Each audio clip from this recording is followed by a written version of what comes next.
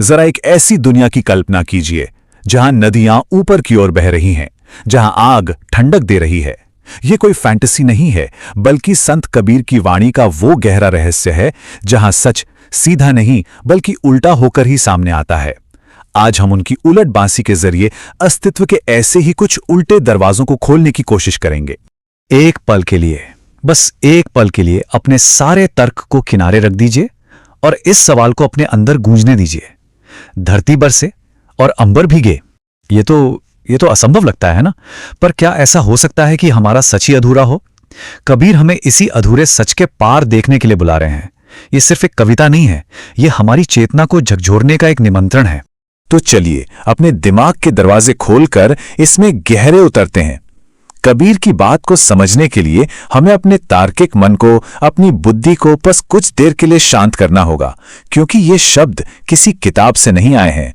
ये किसी के भीतर घटे एक परम अनुभव के जीवित स्पंदन है। ये वो सच है जिसे जिया गया है, सिर्फ सोचा नहीं गया। तो हमारी यात्रा का ये पहला पड़ाव, अंबर बरसे धरती भीजे, ये वो सीधा साधा सच है जिसे हम रोज देखते हैं। लेकिन इसके नीचे एक और गहरा, एक उल्टा सच भी छिपा हुआ है, जिसे शायद हमने कभी देखने की कोशिश ही नहीं की।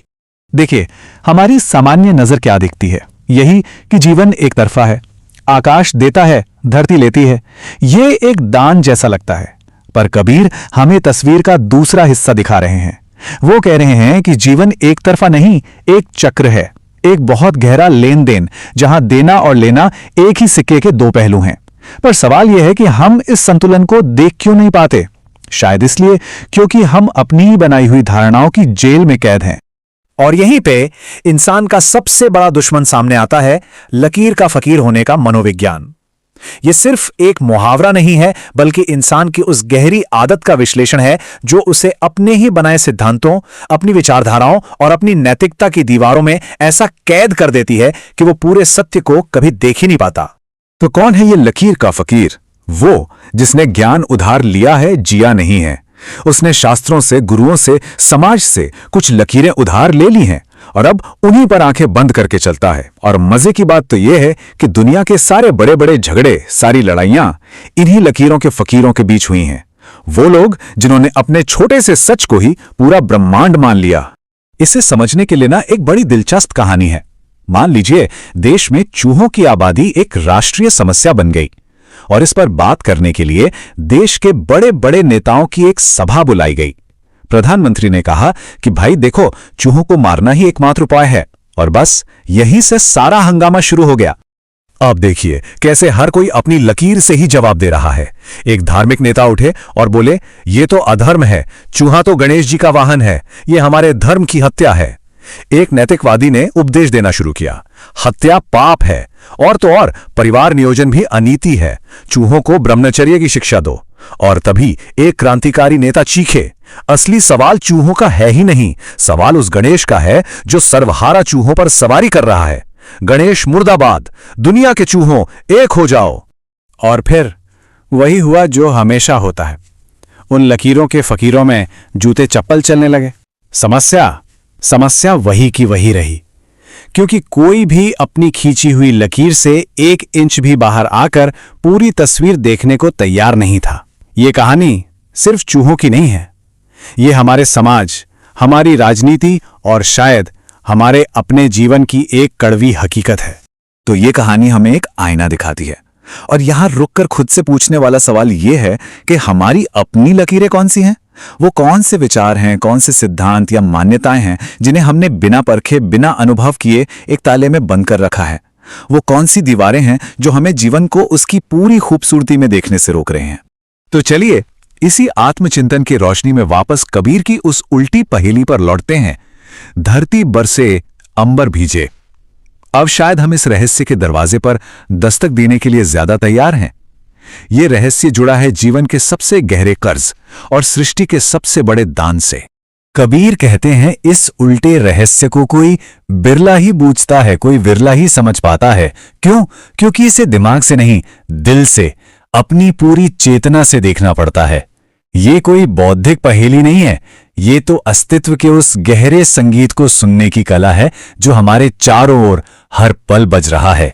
जरा देखिए इस अद्भुत चक्र को, ये काम कैसे करता है।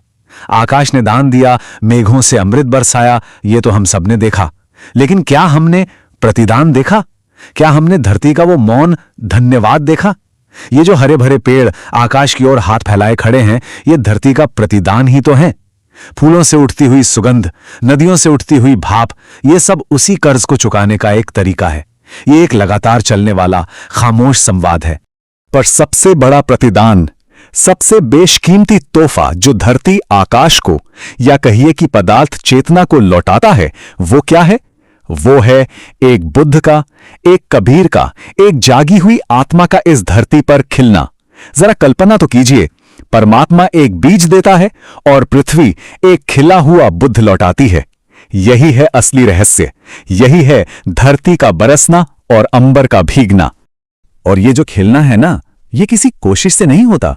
ये उस अवस्था में होता है जब करने वाला और उसका काम दो नहीं रहते, एक हो जाते हैं।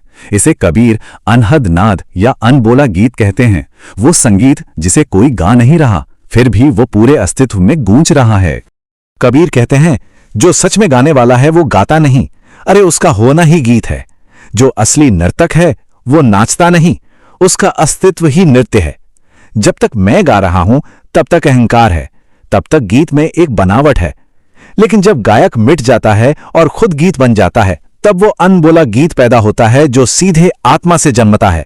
इसे एक धनुर्धर की यात्रा से समझिए। एक नौसिखिया, उसे धनुष बाण चाहिए, वो औजारों पर निर्भर है।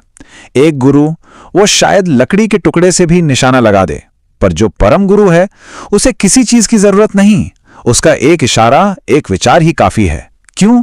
क्योंकि अब धनुर्धर और लक्ष्य के बीच कोई फासला नहीं रहा। करने वाला और क्रिया एक हो गए हैं, उसका होना ही क्रिया है। यही है वो गहरा रहस्य।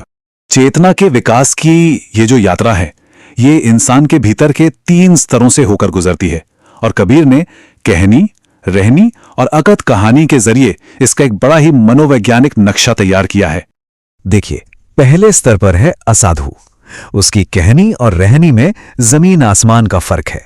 उसका पूरा जीवन एक झूठ है, एक बंटवारा है और इसीलिए पीड़ा है, दुख है। दूसरे स्तर पर है साधु। वो ईमानदार है, अपनी कहनी और रहनी को एक करने की कोशिश कर रहा है, पर उसकी सारी ऊर्जा इस संघर्ष में ही खत्म हो जाती है और कोशिश से ये एकता कभी सधती नहीं। और फिर आता है तीसरा स्तर, संत का।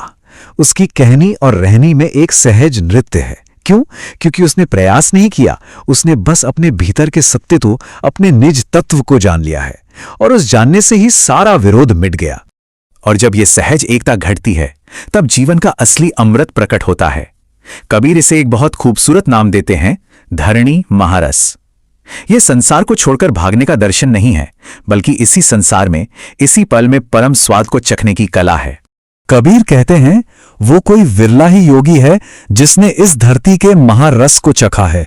ध्यान दीजिएगा, वो स्वर्ग के रस की बात नहीं कर रहे, वो कह रहे हैं धरणी महारस, मतलब इसी मिट्टी में, इसी पदार्थ में, इसी शरीर में, इसी जीवन में जो अमृत छिपा है, उसे जिसने पा लिया, वही असली योगी है।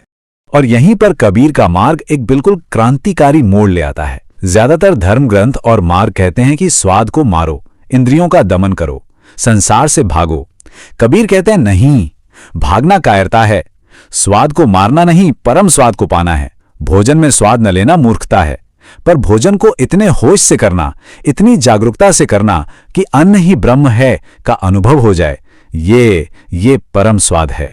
तो इस पूरी यात्रा का सार क्या है? सार ये है कि जागृति का, ज्ञान का अर्थ संवेदन शून्य पत्थर जैसा हो जाना नहीं है, बिल्कुल उल्टा। असली योगी महासंवेदनशील होता है।